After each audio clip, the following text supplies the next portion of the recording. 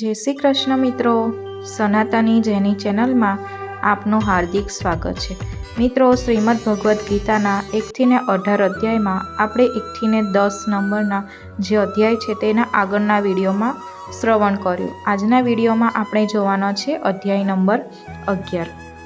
અર્જુન બોલ્યા, મારા પર અનુકંપા કરીને આપે જે પરમ ગોપનીય આધ્યાત્મિક વિષયક ઉપદેશ કહ્યો એનાથી મારું આ અજ્ઞાત નાશ પામી ચૂક્યું છે।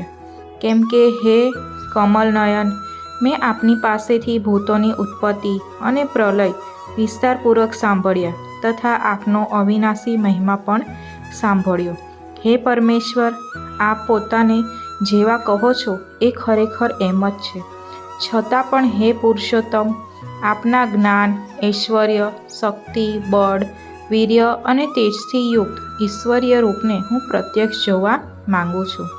હે પ્રભુ, કે સૌની ઉત્પત્તિ, સ્થિતિ અને પ્રલય કરનારા તેમજ અંતર્યામી રૂપે શાસન કરનાર હોવાના લીધે ભગવાનનું નામ પ્રભુ છે।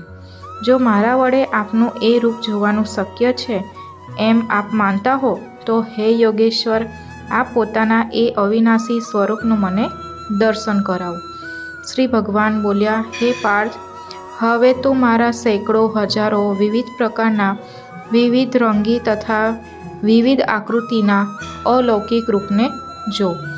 હે ભરતવંશી, મારામાં અદિતિના 12 પુત્રોને, 8 વસુઓને, 11 રુદ્રોને, 2 અશ્વિન કુમારોને અને 49 મરુદ ગણોને જો, તથા બીજા પણ ઘણા બધા આ પહેલાં ન જોયેલા આશ્ચર્યમય રૂપોને જો। હે નિંદ્રાને જીતનાર, એટલે કે નિંદ્રાને જીતનાર હોવાથી અર્જુનનું નામ ગુડાકેશ પડ્યું હતું। હમણાં જ આ મારા શરીરમાં એક સ્થળે રહેલા ચર અને અચર સહિત આખા બ્રહ્માંડને જો, તથા બીજું પણ જે કંઈ જોવા ઈચ્છતો હોય એ જો। પરંતુ મને તું આ પોતાના સ્થૂળ ચક્ષુઓથી જોઈ શકવા ચોક્કસપણે સમર્થ નથી, માટે હું તને અલૌકિક ચક્ષુ આપું છું। એનાથી તું મારી ઈશ્વરીય યોગ શક્તિને જો। સંજય બોલ્યા, હે રાજન, મહાયોગેશ્વર તેમજ સર્વ પાપોને હરનાર ભગવાન હરિએ આમ કહ્યા પછી અર્જુનને પરમ ઐશ્વર્યયુક્ત દિવ્ય સ્વરૂપ દેખાડ્યું। અનેક મુખ અને નેત્રો ધરાવનાર, અનેક અદ્ભુત દ્રશ્યોથી યુક્ત, ઘણા બધા દિવ્ય આભૂષણોથી યુક્ત અને કેટલાય ઉઘામેલા દિવ્ય આયુધો હાથોમાં ધારણ કરેલા, દિવ્ય માળા તેમજ વસ્ત્રોને ધારણ કરેલા તથા જેમના શ્રી વિગ્રહમાંથી દિવ્ય ચંદનનો પરિમળ પ્રસરી રહ્યો છે એવા બધી જ જાતના આશ્ચર્યોથી યુક્ત, સીમા વિનાના અને સર્વ તરફ જેમના મુખો છે એવા વિરાટ સ્વરૂપ પરમદેવ પરમેશ્વરને અર્જુને જોયા। હે રાજન, આકાશમાં હજારો સૂર્યોના એક સાથે ઉદય થવાના લીધે જે પ્રકાશ ઉપજે તે પણ એ વિશ્વરૂપ પરમાત્માના પ્રકાશના જેટલો ભાગ્યે જ હશે। પાંડુપુત્ર અર્જુને એ વખતે અનેક પ્રકારે વિભાજિત આખા બ્રહ્માંડને દેવોનાય દેવ ભગવાન શ્રી કૃષ્ણના એ શરીરમાં એક સ્થળે રહેલું જોયું। ત્યાર પછી આશ્ચર્યમાં ડૂબેલા અને હર્ષપુલકિત થયેલા ધનંજય પ્રકાશમાન વિશ્વરૂપ પરમાત્માની શ્રદ્ધા અને ભક્તિ સાથે મસ્તક નમાવીને હાથ જોડી સ્તુતિ કરવા લાગ્યા। અર્જુન બોલ્યા, હે દેવ, હું આપના શ્રી વિગ્રહમાં સઘળા દેવોને તથા અનેક ચરાચર પ્રાણીઓના સમૂહોને, કમળના આસન પર બિરાજેલા બ્રહ્માને, મહાદેવને, સમસ્ત ઋષિઓને અને દિવ્ય સર્પોને જોઉં છું। હે સકળ વિશ્વના સ્વામી, આપને અસંખ્ય ભુજાઓ, ઉદર, મુખ અને નેત્ર ધરાવનાર તેમજ સર્વ તરફ અનંત રૂપો ધરાવતા જોઉં છું। આખું વિશ્વ જ જેનું સ્વરૂપ છે એવા હે વિશ્વરૂપ, હું ન તો આપને અંતને જોઉં છું, ન તો મધ્યને કે ન તો આદિને।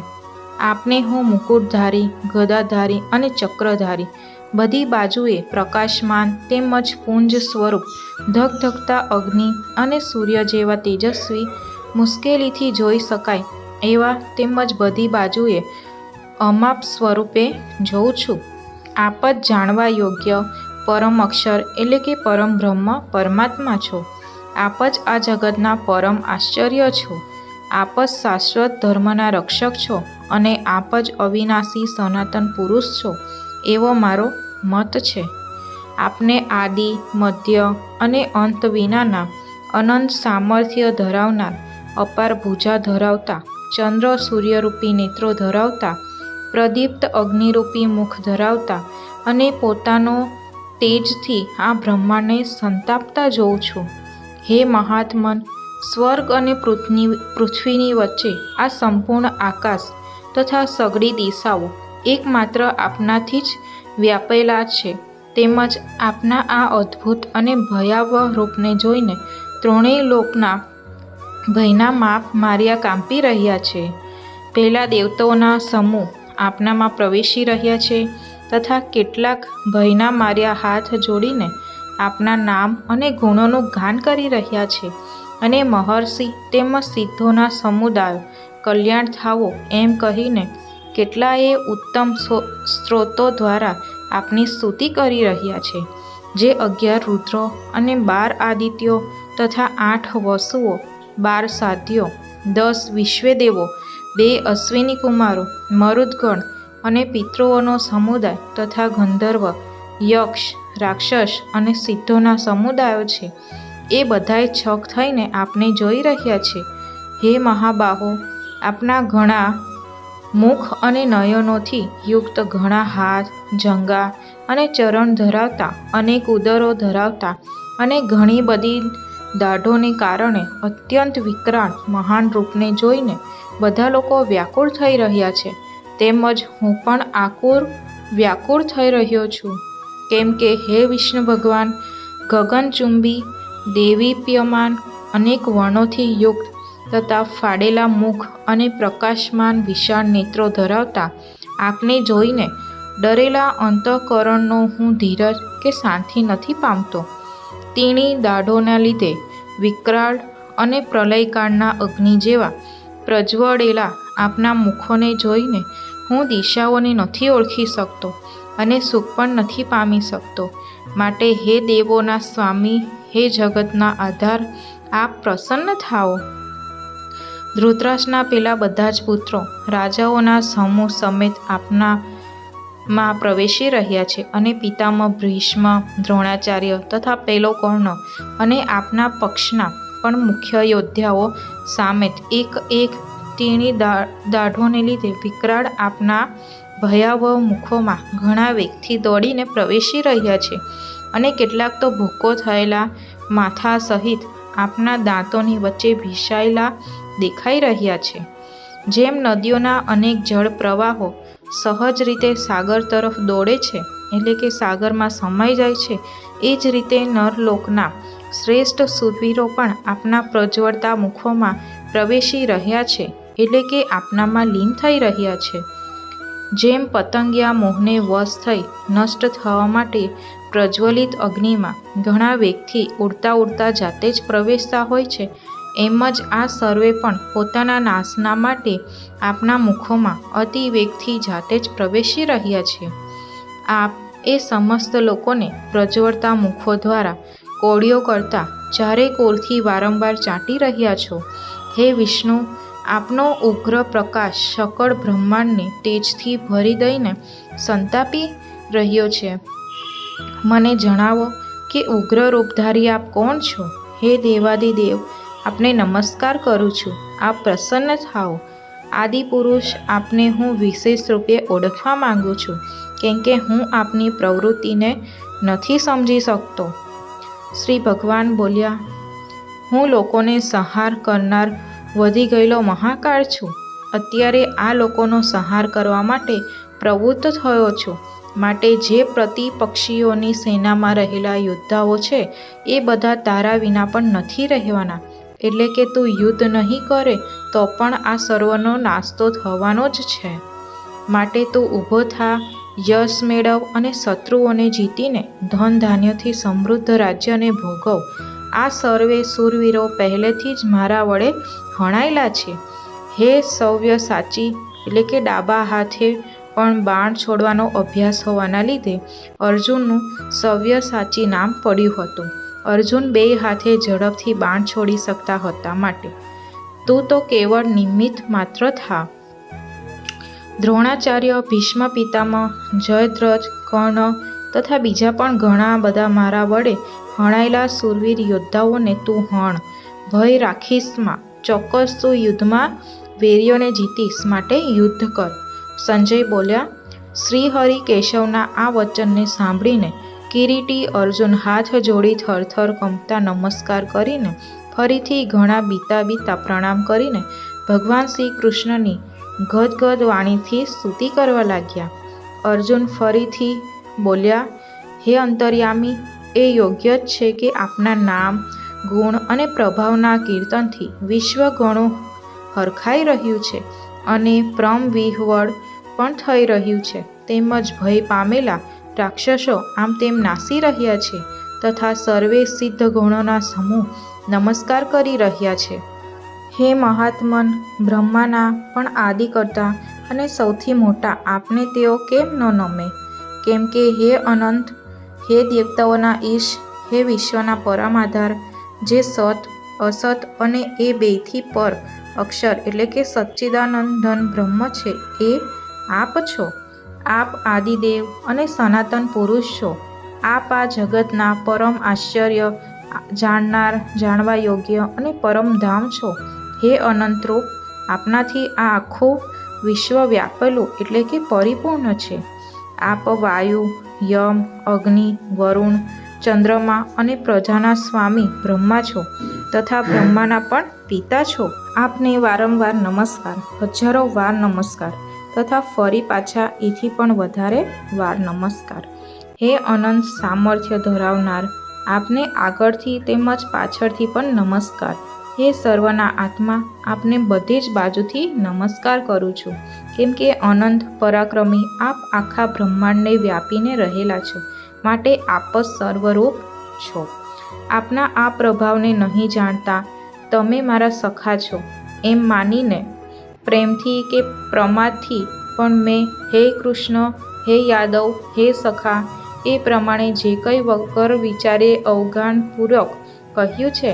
અને હે અચ્યુત, આપ જે મારા વડે વિનોદ ખાતર વિહાર, શય્યા, આસન અને ભોજન આદિ કરતી વખતે એકાંતમાં કે પછી એ સખાઓની સામે પણ અપમાનિત કરવામાં આવ્યા છો, એ સર્વ અપરાધો અપ્રમેય સ્વરૂપ એટલે કે અચિંતન્ય પ્રભાવના આપને હું ક્ષમા કરવાની પ્રાર્થના કરું છું.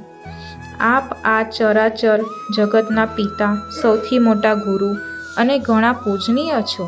હે અતુલ પ્રભાવ ધરાવનાર, ત્રણેય લોકમાં આપના સમાન પણ બીજો કોઈ નથી, પણ ચડિયાતો તો ક્યાંથી હોઈ શકે?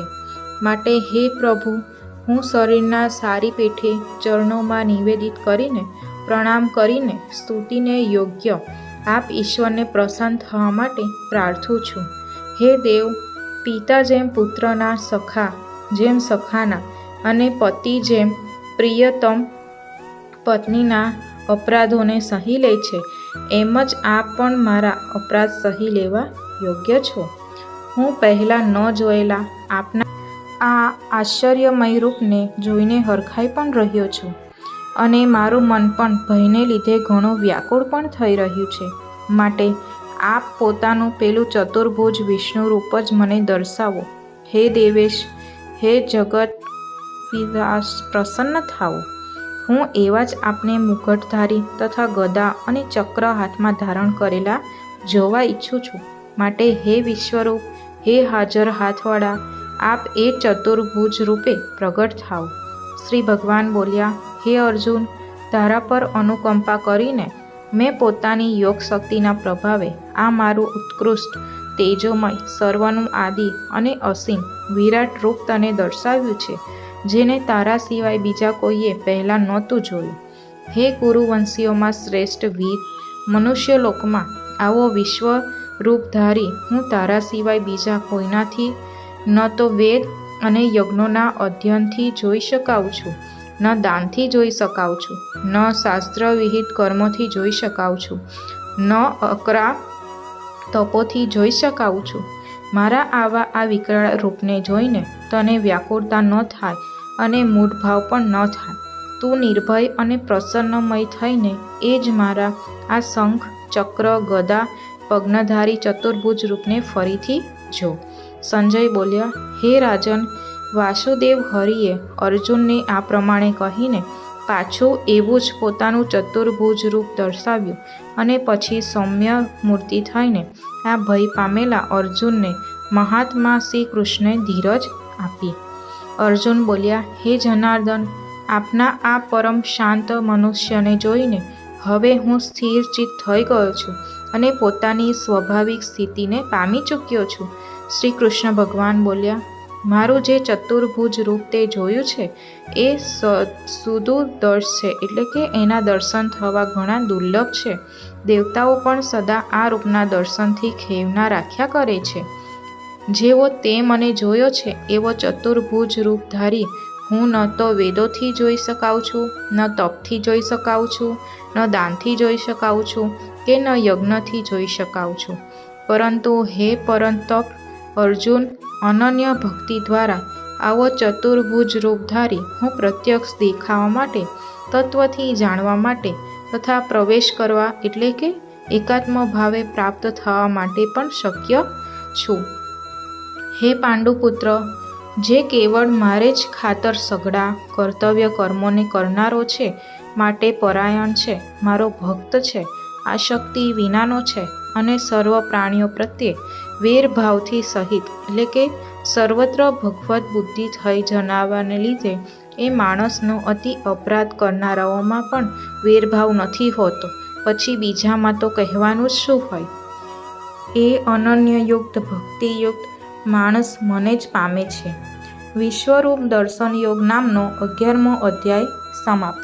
મિત્રો, આજના વિડીયોમાં આપણે અધ્યાય નંબર 11નું શ્રવણ કર્યું. તો મિત્રો, તમને વિડીયો પસંદ આવ્યો હોય તો લાઈક કરજો, શેર કરજો અને જો આપ આ ચેનલ પહેલીવાર જોઈ રહ્યા છો તો સબસ્ક્રાઈબ કરવાનું ભૂલતા નહીં, જેથી કરીને અમારી ચેનલના આવા જ વિડીયો તમને મળતા રહે. તો મિત્રો, મળીએ નેક્સ્ટ વિડીયોમાં. ત્યાં સુધી ધન્યવાદ. જય શ્રી કૃષ્ણ.